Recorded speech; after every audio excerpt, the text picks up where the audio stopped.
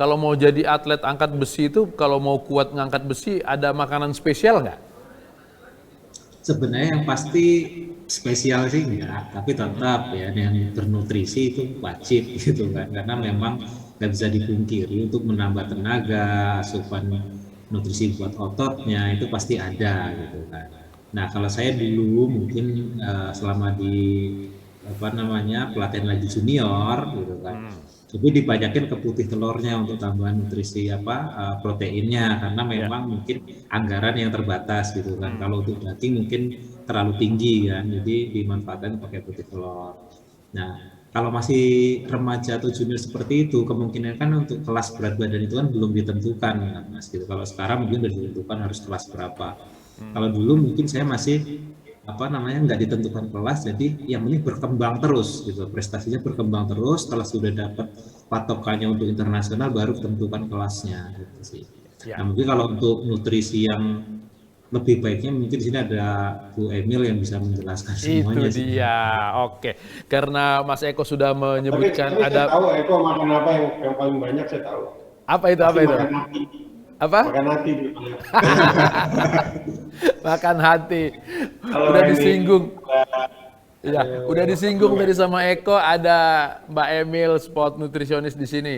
Mbak Emil, kalau yang kata Pak Okto tadi, makan hati cukup kuat untuk bisa menjadikan kita sebagai seorang olimpian. Silakan, Mbak Emil. Makan hati sih menurut saya modal ya, karena itu harusnya menjadi motivator terbesar gitu ya.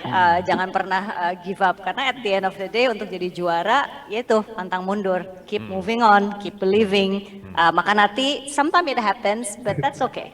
Oke, Yes. ya. Itu kan makan hati istilahnya Pak Okto aja ya. Kalau makanan yang cocok sekali untuk atlet itu apa? Jadi begini Mas Latif, kalau kita bicara mengenai atlet, kita harus melihat juga bahwa makan untuk atlet itu tidak sama seperti kalau kita makan untuk orang rata-rata. Jadi atlet makan bukan untuk sekedar rasa, selera, saya suka ini, saya tidak suka ini. Tapi atlet harus bisa melihat makanan sebagai alat. Tubuh saya butuh apa nih saat ini? Saya sedang dalam fase periodisasi apa? Peak performance-nya kapan, apa yang saya inginkan, masalah yang saya hadapi itu apa, makanan apa yang bisa fix the problem. Jadi makan itu nutrisi untuk seorang atlet, it's not a matter of cuman makan 3 kali sehari ditambah snack pagi, siang, dan sore. Tapi it's a matter of apa yang dimakan, berapa banyak dimakannya, dan kapan dimakannya. So nutrisi agak slightly different, makanya saya selalu menyebutkan bahwa makan untuk seorang atlet kita tidak lagi sebut sebagai meal plan, tapi sebagai functional meal plan. Ada fungsinya. Tergantung cabang olahraganya. Jadi nggak cukup 4 sehat 5 sempurna aja nggak cukup ya? No, 4 sehat 5 sempurna landasan yang ideal, tapi dari situ kemudian harus diformulasikan. Karena contohnya nih untuk angkat besi, tidak akan sama satu atlet dengan atlet yang lain. Ya, pertama ada kelasnya, kemudian ada fokus latihannya, kemudian ada sejarah cederanya, kemudian apa yang diinginkan, usianya berapa, itu menjadi salah satu faktor yang nantinya akan dirangkum menjadi formula yang dihasilkan kemudian makanan yang dikonsumsi setiap hari. Kok saya dengarnya ruwet ya Mbak Emil ya? Yes, tidak sesederhana itu. Makanya tadi kan TikTokers banyak nih yang bertanya gitu ya, bagaimana caranya menjadi seorang Olimpian? Well, let me tell you, menjadi seorang Olimpian, kenapa Eko adalah pahlawan yang sesungguhnya? Menjadi seorang Olimpian adalah kita cuma tahu Eko, waduh Eko bertanding di Olimpiade. Eko itu bertanding every single day for the last berapa tahun. Itu yang tidak dilihat oleh masyarakat kita. Itu yang kita harus reward. Itu kenapa untuk tadi seperti Pak Okto katakan, untuk kualifikasi di Olimpiade saja itu adalah sebuah kemenangan. Kenapa? Menandakan konsistensi melakukan hal kecil, konsisten, disiplin setiap hari, walaupun tidak ditepuki orang, walaupun tidak diketahui oleh masyarakat besar. Oke. Jadi tidak terlalu mudah. Terus terang sebelum ini saya selalu beranggapan bahwa kalau mau jadi juara itu ya latihan yang keras. Kalau makan itu hanya untuk menjaga jangan melewati berat, misalnya kelas 56 berarti kan berat kita harus 56. Ternyata banyak sekali persyaratan-persyaratan lain ya Mbak Emil ya? Sudah pasti, analogi saya selalu sama. Bensin untuk mobil biasa dengan bensin untuk Formula 1 sama nggak Mas? Yang pasti Beda dong. Formula 1 tidak beli bensin di pinggir jalan. Iya. Exactly. Oke. Tubuh atlet seperti itu. Jadi atlet itu kerjanya 3. Pertama definitely latihan, yang kedua adalah makan, yang ketiga adalah tidur. Oke. 3 ini harus dilakukan secara konsisten dan benar. Oke.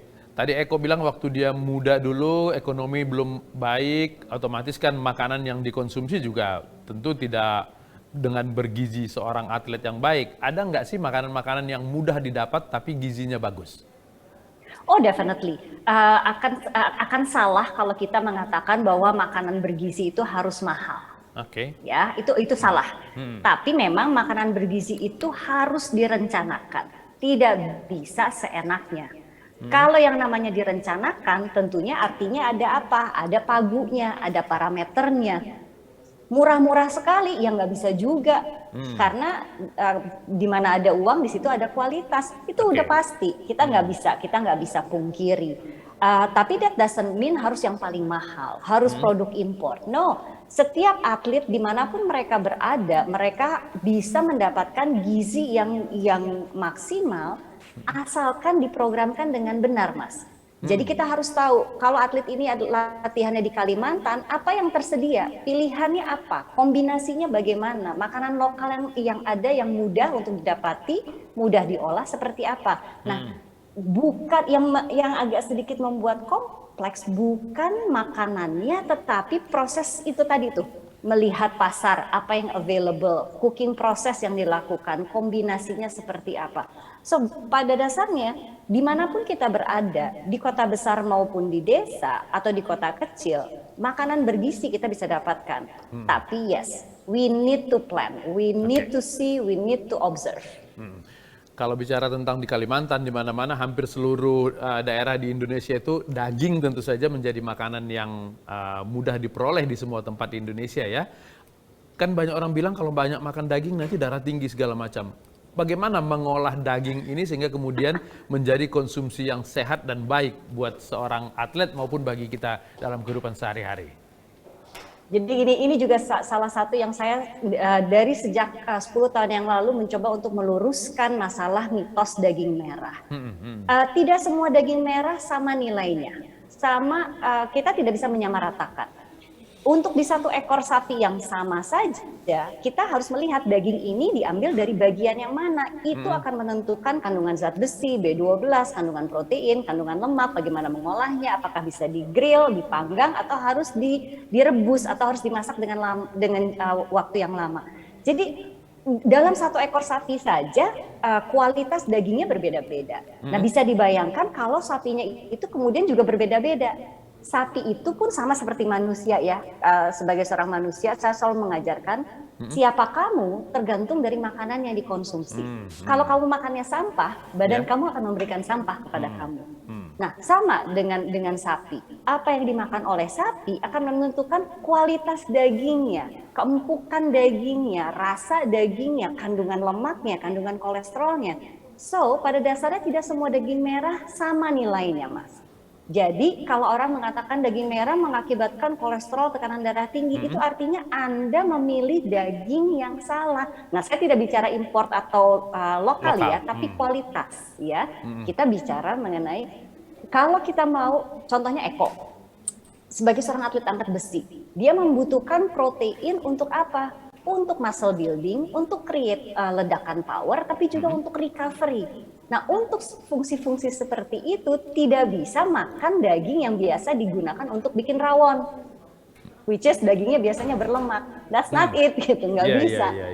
Tapi untuk Eko harus daging yang lebih kandungan lemaknya rendah. Misalnya nih daging di bagian khas dalam atau tenderloin, ya bahasa ininya kerennya. Dan itu yang kita pilihkan. Nah, daging seperti itu proses pengolahannya juga berbeda-beda. Jadi ya definitely konteks yang salah atau kepercayaan yang salah kalau mengatakan bahwa semua daging merah bisa mengakibatkan memberi dampak negatif. Dan yang kedua adalah berapa banyak yang dikonsumsi sebetulnya. Oke. Apa saja sih kandungan nutrisi di daging itu tergantung tempat-tempatnya, mungkin di buntut, di kaki, di apa segala macam, itu beda-beda nutrisinya? Nutrisinya sama, jumlahnya beda-beda. Ya, jadi contohnya nih, kalau kita bicara mengenai daging khas dalam dibandingkan dengan buntut, per 100 gram jumlah proteinnya berbeda. Daging khas dalam per 100 gram itu kandungan proteinnya bisa sampai 25 gram. Tapi kalau di buntut paling-paling 4, 5, 6 gram, that's it gitu. Jadi definitely komposisinya yang agak berbeda. Oke. Tapi semua bagian dari daging itu nutrisinya untuk seorang atlet bisa dikonsumsi ya? Mau atlet apapun?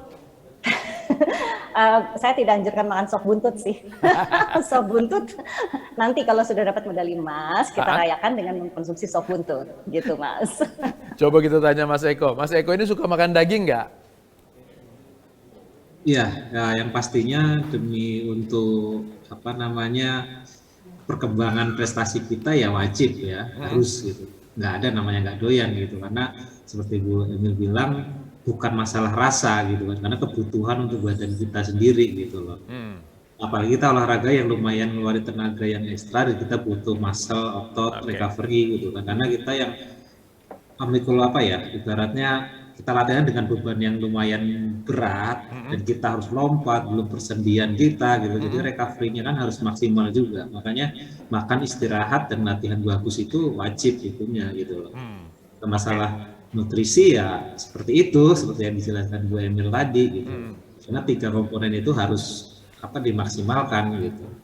Itu katanya tadi makan seorang atlet itu tidak harus enak, tapi harus sesuai dengan kegunaannya. Berarti Mas Eko ini udah lama gak makan enak?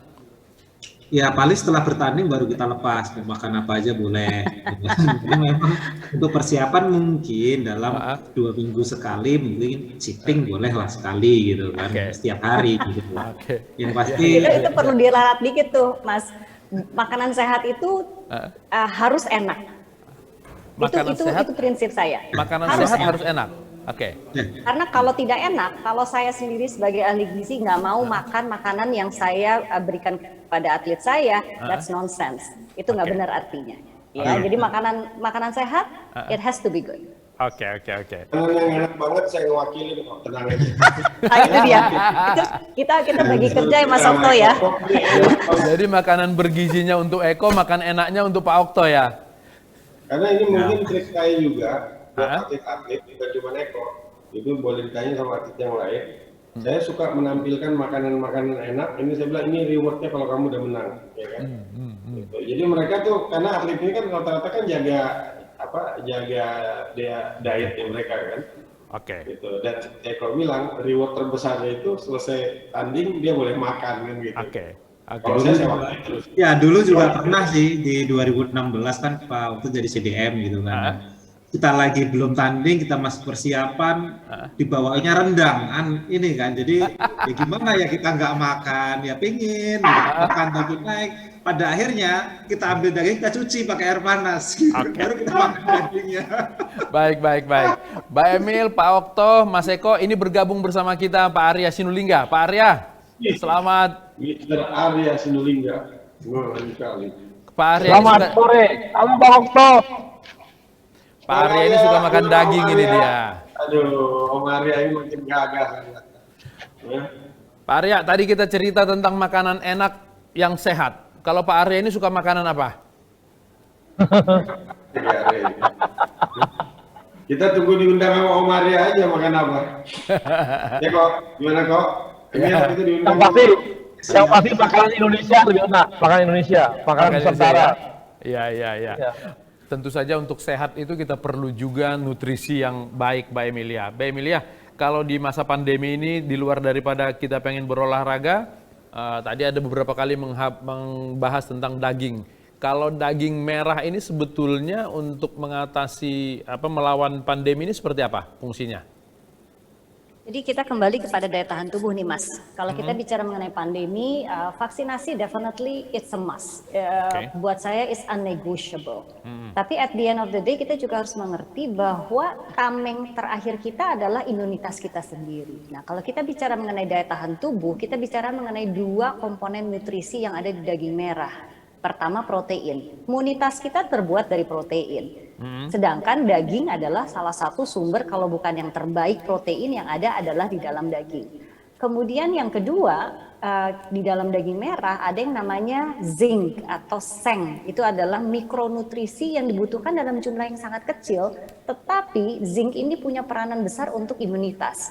Jadi ini salah satu mineral yang sedang naik daun, yang rame-rame dicari oleh masyarakat kita, karena sekarang mulai dibuat, dikumandangkan, dikampanyekan bahwa zinc important untuk high immunity. Jadi kembali, yes, kita harus melakukan semua faktor yang mendukung imunitas tinggi, melakukannya semuanya sekaligus dengan benar dan konsisten. Sekali lagi, konteksnya sebetulnya sama untuk menjadi seorang juara. Kita harus melakukan semua PR-nya secara konsisten, terus-menerus, karena itu yang kemudian akan membawakan hasil. Jadi kalau kita bicara mengenai pandemi, daging merah bukan satu-satunya, tapi salah satu makanan bergizi. Again, saya harus garis bawahi daging merah yang seperti apa ya. Kalau kualitasnya jelek, kandungan lemaknya tinggi, proses pengolahannya juga tidak benar, dan bukan itu yang saya maksudkan. Jadi be very careful daging merah seperti apa, diolah seperti apa, dikonsumsi dalam jumlah seperti apa. Jadi menjadi salah satu cara kita untuk meningkatkan daya tahan tubuh di masa pandemi seperti ini.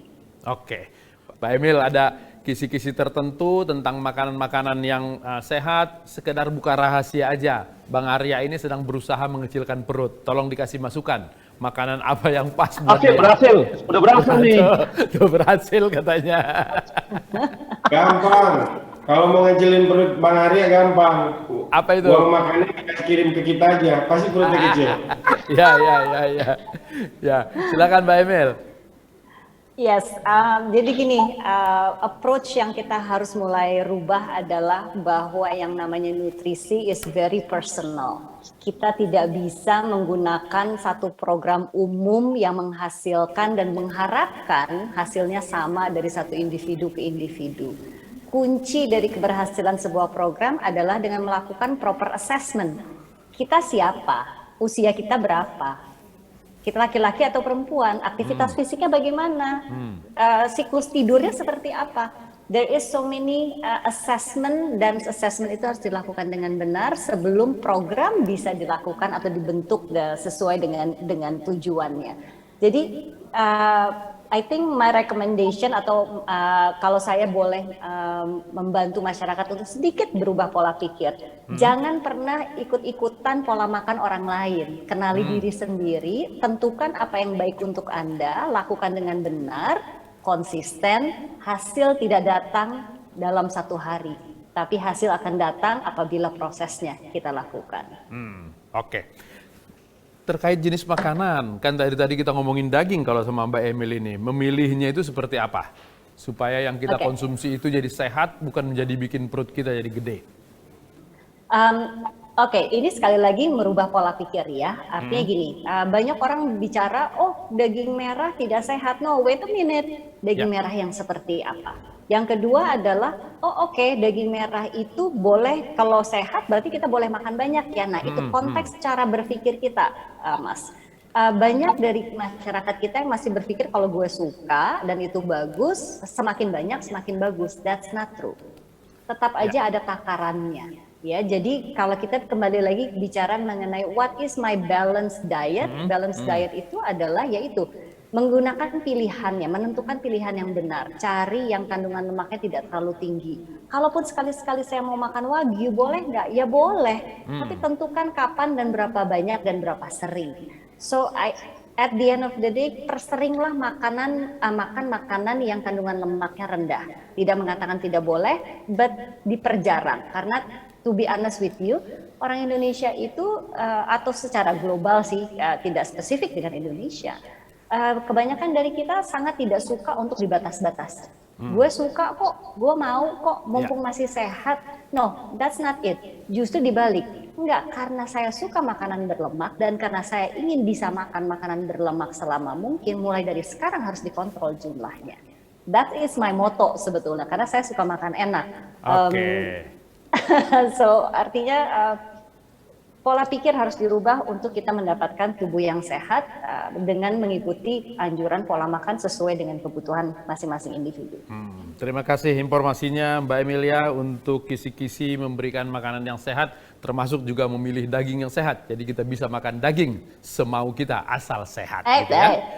Semau kita aja nggak bisa tuh, itu harus dicoret tuh. Oke. Tetap ada takarannya ya. Dan untuk informasi lebih lanjut tentang True Aussie Beef and Lamb, Anda bisa datang ke Instagram dengan akunnya @trueaussieid dan juga ke website di www.trueaussiebeefandlamb.id.